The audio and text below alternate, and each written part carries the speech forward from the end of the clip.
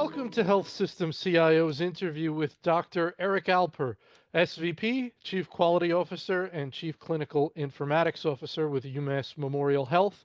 I'm Anthony Guerra, founder and editor-in-chief. Dr. Alper, thanks for joining me. Thanks so much for having me, Anthony. All right, Dr. Alper, you want to start off by telling me a little bit about your organization and your role?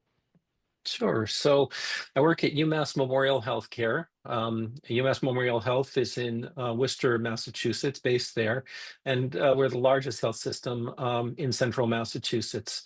We now have five hospitals that are kind of surround the geographic area.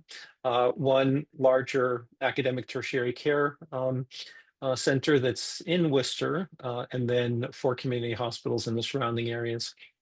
Uh, we have about 20,000 employees now, caregivers as we call them, and we have about 2,000, 1,500 physicians and somewhere in that range.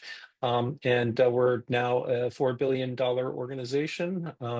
We have a we're a safety net health system, Mm-hmm. for central Massachusetts. We have, a very high percentage of government payers that are in the area. My job is Chief Clinical Informatics Officer and Chief Quality Officer. They're really two different jobs in the title. But I find that the overlap between quality and informatics is really where we have some value. I think when you're talking about informatics, then typically people are thinking about electronic health record optimization. I do a lot of that with our Epic system. I also spend a lot of time with implementing digital strategies. I've been working a lot on some care at home, leveraging telehealth and other remote monitoring technologies to create some alternative care models, and then spending a fair amount of time on artificial intelligence as well.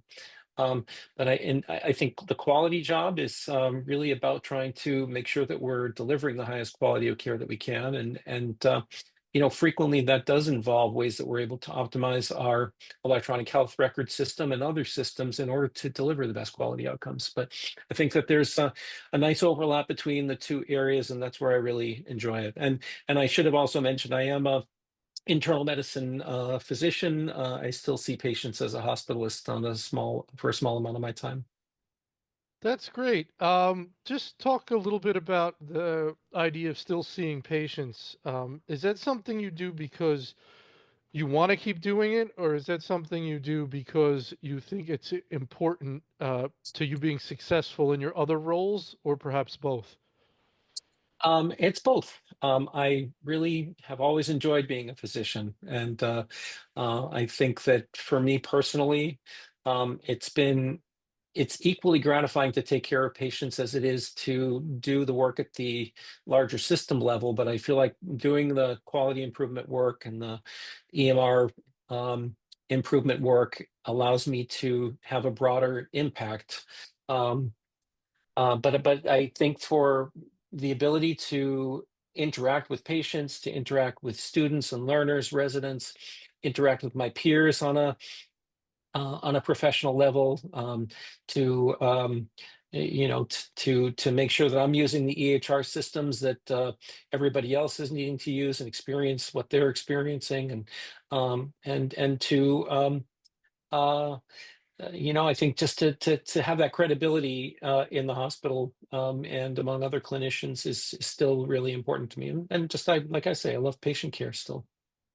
Excellent. Very good. All right. So the reason specifically I reached out today is you put up a LinkedIn post a little while ago where you talked about UMass Memorial Health admitting its 3,000th patient to the hospital at home program.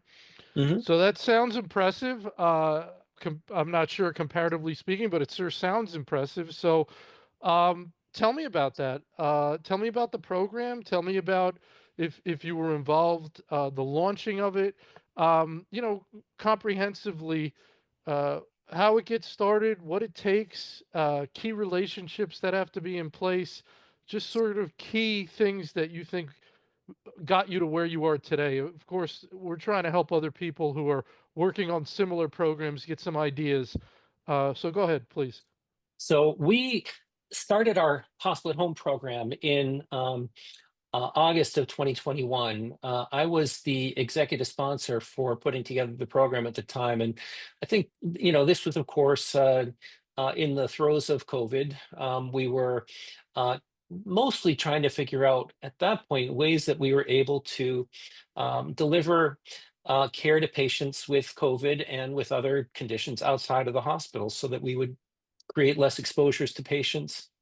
We would expose our staff less to COVID. I think we also have been in a position for the past 10, 15 years where we are just our hospitals emergency departments are overcrowded. And our hospital is also there. We don't have enough space for the people that need to be in the hospital. So our theory was that like a lot of the literature that has been published about the hospital at home program, that if we created a program, then we'd be able to take care of patients that needed acute level of care at home. Then we would be able to do that safely and effectively. We thought that there were a substantial number of patients that would qualify for this type of a service. And that was kind of why we set off on a journey to do that. I think it was ultimately when CMS approved the waiver that said that we wouldn't need to have the 24-hour nursing care. Um, uh, that was when we decided to pull the trigger, and that meant that we were also able to continue to get payment for hospital services for those patients. So we started in August of 2021. Hmm. We've had obviously a period of growth where we had one or two patients on service at a time, three patients at a time, and then finally, we've been able to grow our team and our census to a point where we're being able to take care of. We get up to about 22, 23 patients at a time as our census. We've been averaging usually in the 15 to 16 range per day. That means that for the hospital at home, we have a physician that will see the patient via telehealth visit. We've got nurses or paramedics that will go visit the patient in their home at least twice a day. Frequently, it's more than that.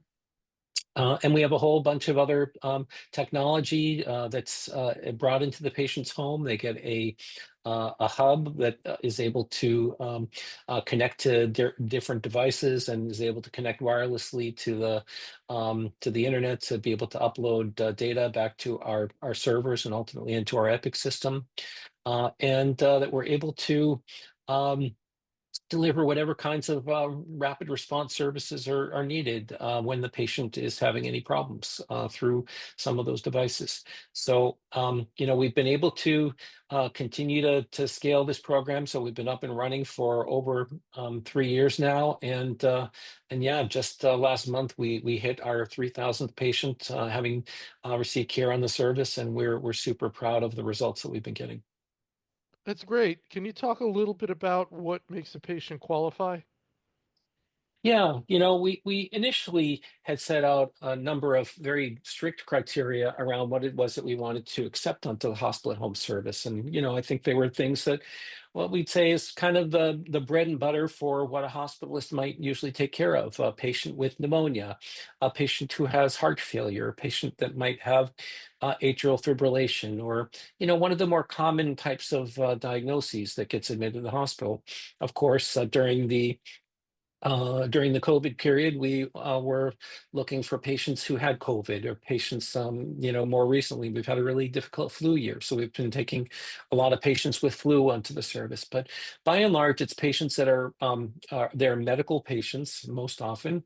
They have relatively straightforward diagnoses, and that usually require treatment with IV antibiotics, maybe IV diuretics or other medications.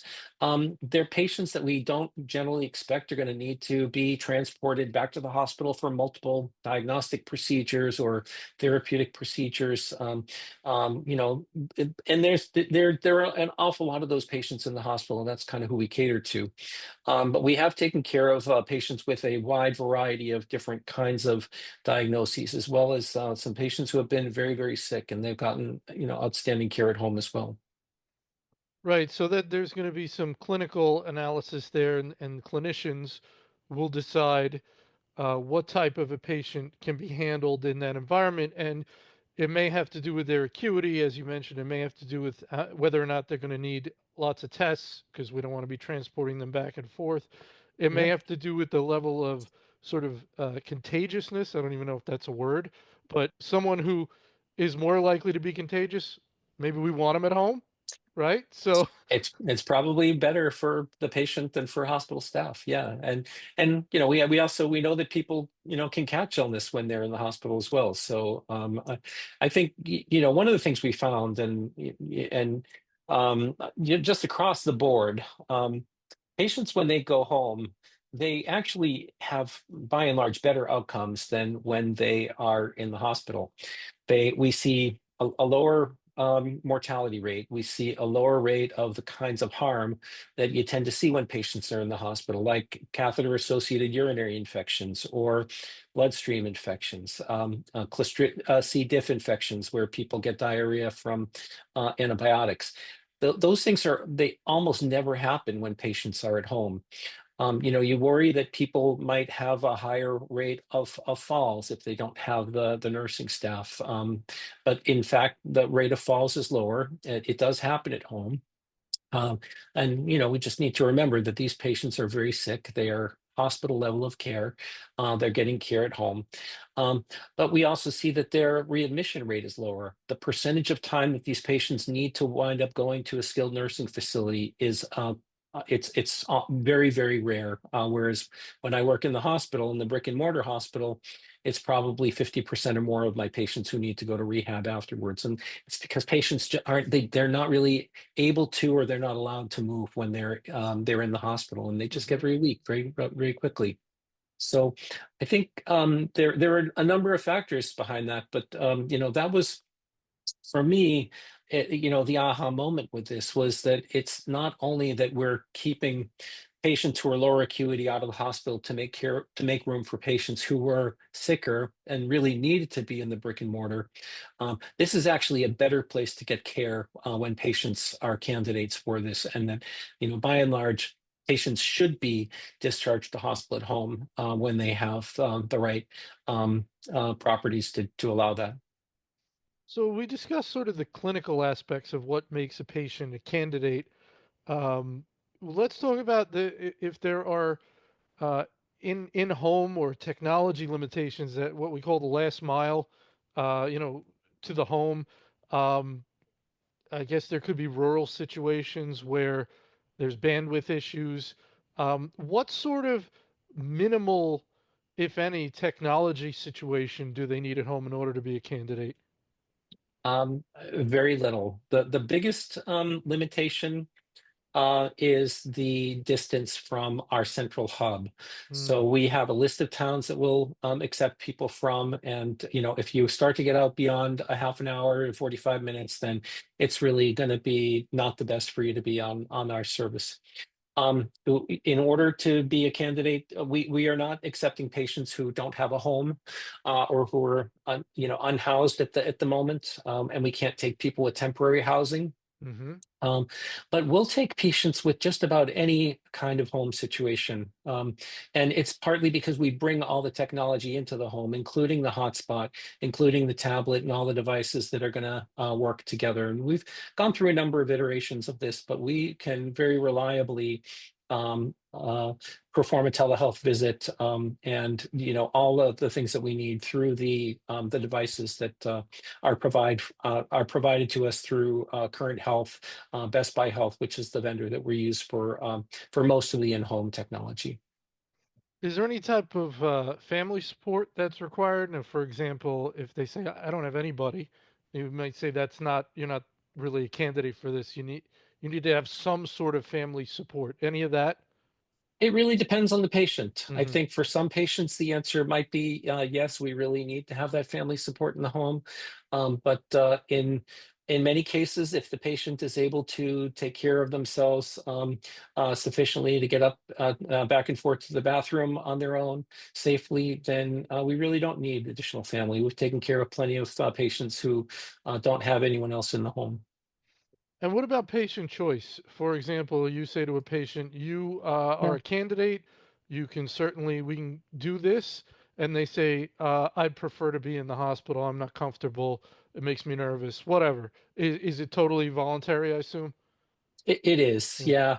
yeah. We still do have a number of patients. I don't know percentage wise. It's probably about a third who say, you know what, I really feel like it's better for me to be in the brick and mortar hospital. Or sometimes it's a family member who, says, I don't feel comfortable with you getting care at home, or maybe I just need a little bit of respite, to have you in the hospital.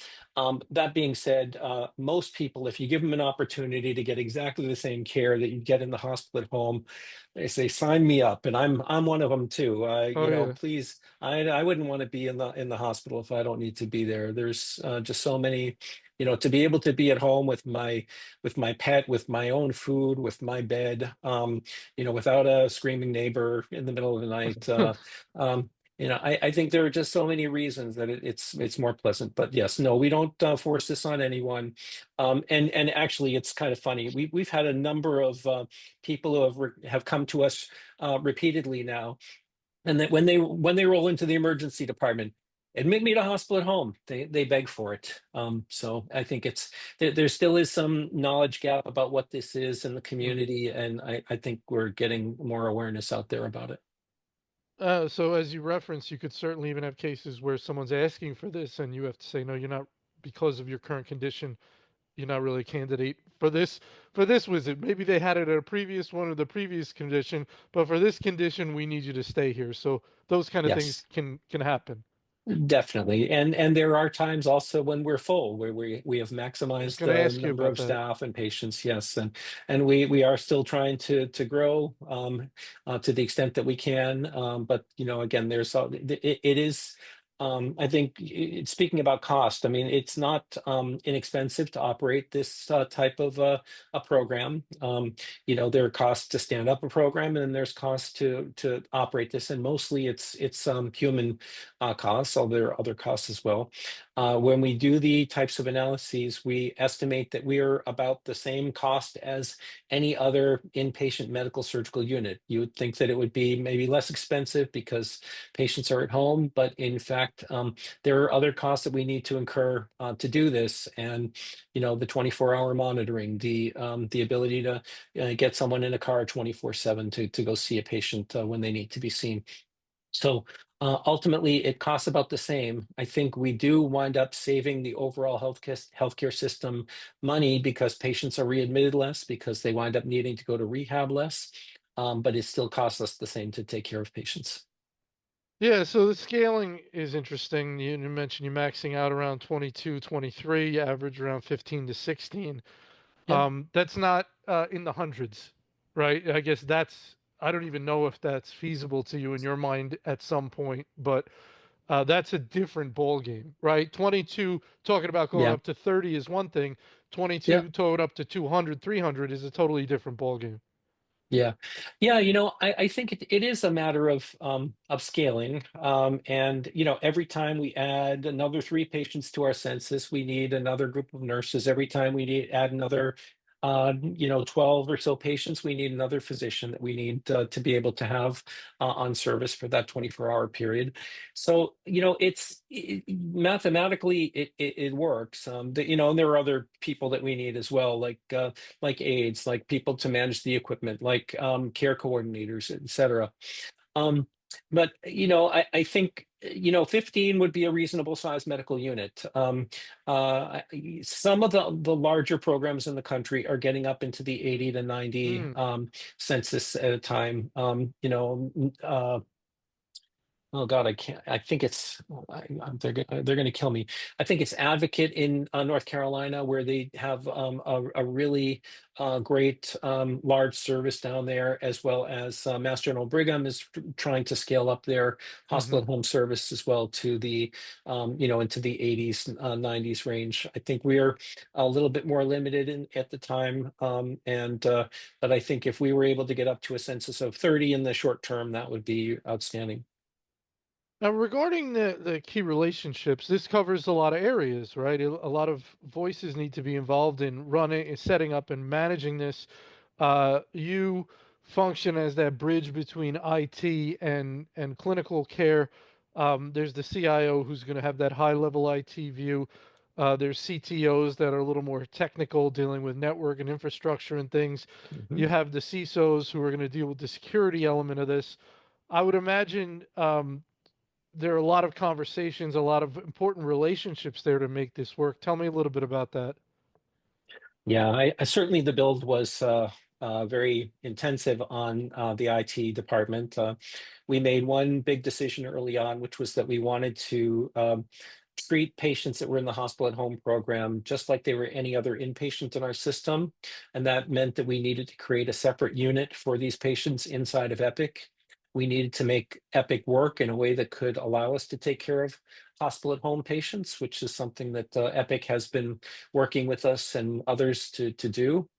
Um, we do have a great relationship with people, like you say, on the technical side. We have a lot of devices that we wind up bringing into the home, like the tablets, like laptops, in order to document on Epic remotely.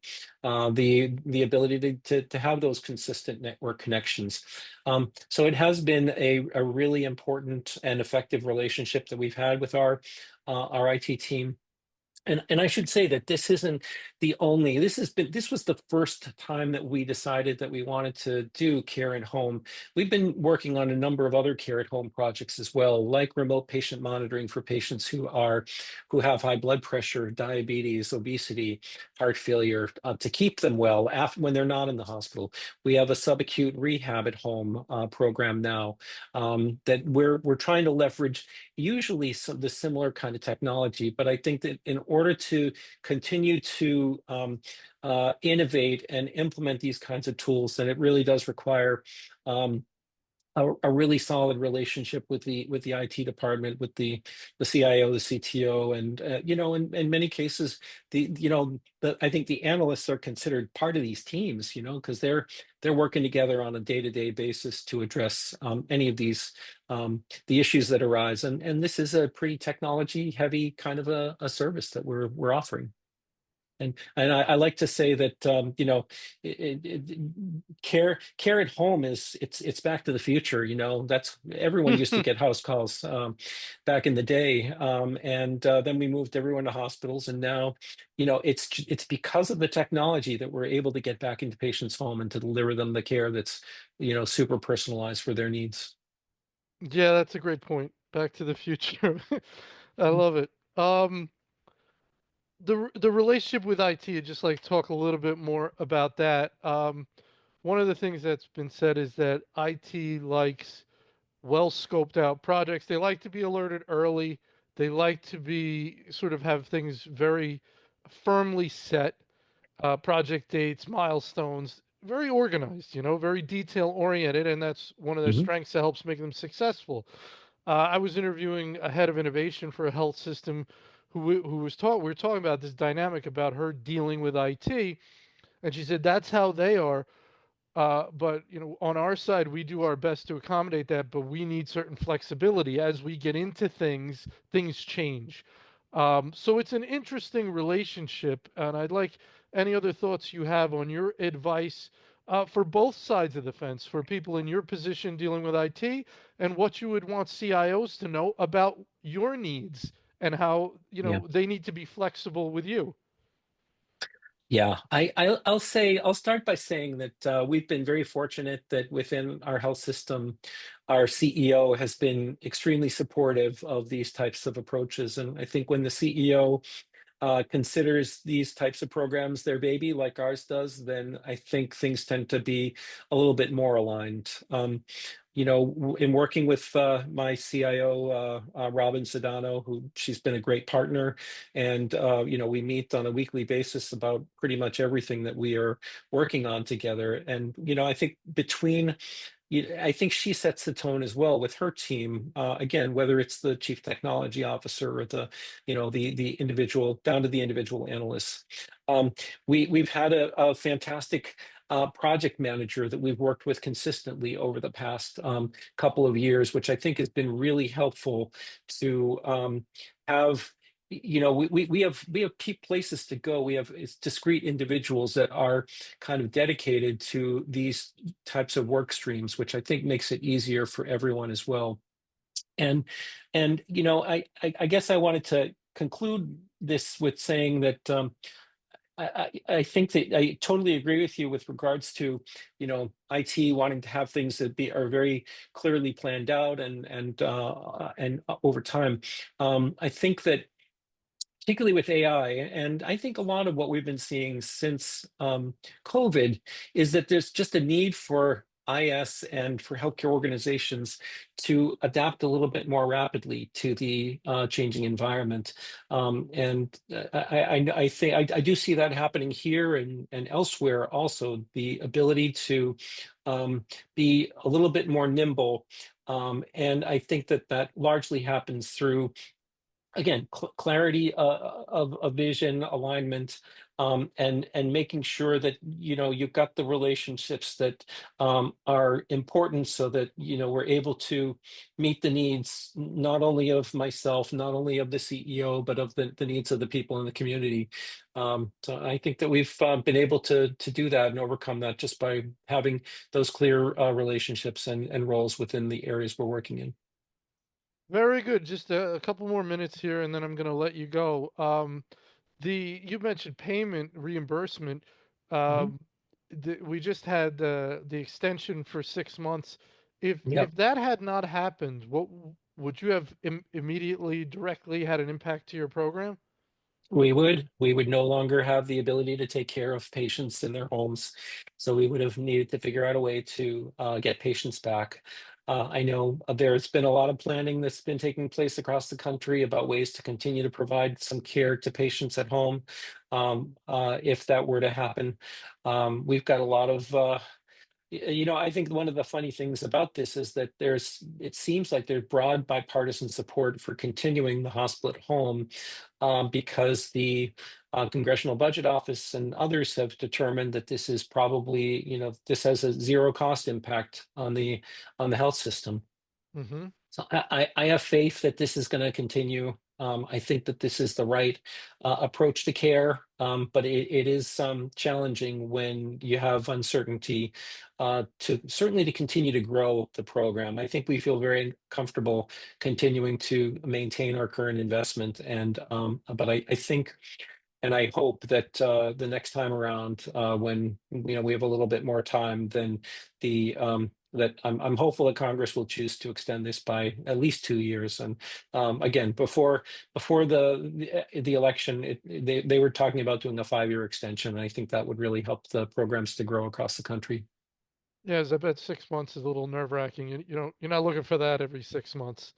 Final question, then No. I'll let you go. Your best piece of advice to someone in your position at a comparably sized health system doing the same type of program, trying to do the same type of program. You know some of the challenges that can come up. Some of them you probably have bested or at least feel like you came up with a good solution to. What's your best piece of advice to that individual who may be struggling with some of those challenges? I would say, first of all, it is challenging. It's a whole new way of thinking about how to deliver healthcare and to expect the challenges. I think that when you get the right technology and the right pieces in place, then it really works great, and it's worth doing it. Absolutely, this is the right way to deliver and to get healthcare.